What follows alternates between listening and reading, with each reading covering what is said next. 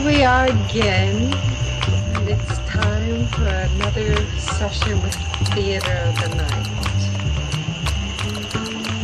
It was a night not too long ago when the Raphael Osiris vampire coven in New York City blessed us with a visit here in Florida, as Reverend Raphael and his consort, Dominic Lazarus, had come to Orlando to perform a vampire ceremony of matrimony.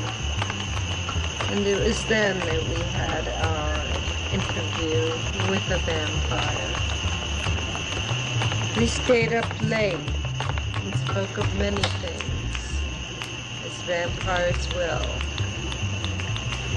And I'm sure that we answered many of your questions as well as my own. I hope you'll enjoy staying with us as we have our interview with the vampire. What drugs do vampires prefer? What kind of drugs do vampires prefer? Drugs of choice of the vampire generation. Drugs of choice, I guess it runs the gamut of anything else. All the way from nicotine to caffeine? A lot of vampires are actually very anti-drug. I myself, for example, am vegan. You know, they tend to But does that have anything to do with you being a vampire? It has to do with my spirituality on life, and like I said, all of that starts intermingling when you're exposed to like the vampire lifestyle and how you choose to interact with it. And like I said, it seems ironic if again, as I think to me, I mean, you seem to almost be saying that everything I think of as vampires is not necessarily true. Well, but I think of the drinking blood as being a vampire's central quality. Well, I became a vegan for efficiency of energy intake, and to live more harmoniously with my environment, to not destroy other life, to gain life for oneself.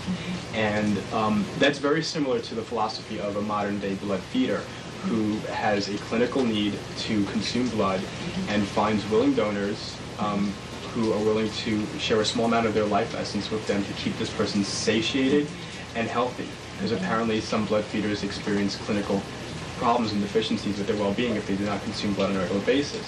And this is usually has been reported as being a very small amount, usually much less than a teaspoon, with a very long interval in between, sometimes weeks or months. It's just that when their body has the urge or need to do it, whether it's some type of protein deficiency that it's become too overburdenous for the system to bear, and it starts creating a physical need for So blood now you're consumption. making me aware that it seems like there's two kinds of vampires: those who drink the blood and those who will allow themselves to be their blood to be drunk. Well, those may What not do be you call that? They're either called donors or sources, by the people that are most afflicted by the blood drinking habits and have started to form a community and create a vocabulary for, you know. So are you a donor or source? I'm neither. And you don't drink blood? No. Golly. So I mean, like it's like just like you're saying, it's a purely spiritual exchange that goes on there. There's no physical correlative to it. For blood feeders? For what you do. For what I do, it's purely spiritual. There's When you're like being a vampire. Which is like 24/7. It's yeah, it's mostly it is for me. It's mostly very spiritual, but you know, I do have physical benefits from it. But this is something you do with someone.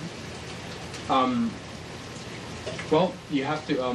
I don't necessarily. You don't have to do it with someone. You can. It can be a very solo act. Because you could, you know, for a psychic vampire to feed, let's say, there doesn't have to be someone anywhere within the same geographical proximity.